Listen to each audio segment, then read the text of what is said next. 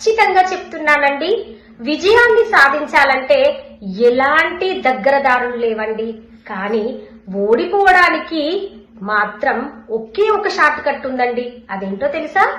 అసలు ప్రయత్నమే చేయకపోవడం.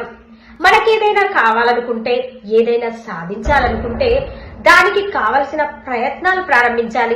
అసలు ఓ పని సాధించడానికి ప్రయత్నమే మొదలు పెట్టలేదంటే అర్థం ఏంటి మరి? మీరు ముందుగానే ఓటమిని అంగీకరించారని.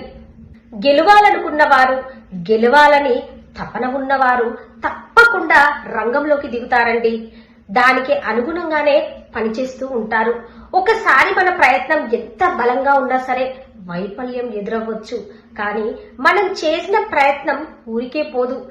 దానికి సంబంధించిన ఆ అనుభవం మనం ఇంతకంటే ఏదో గొప్పది సాధించడానికి ఉపయోగపడుతుంది. మనం చేసిన ఏ చిన్న పని కూడా ఊరికే పోదండి. దాని నుండి మనం ఏదో ఒకటి నేర్చుకుంటాము.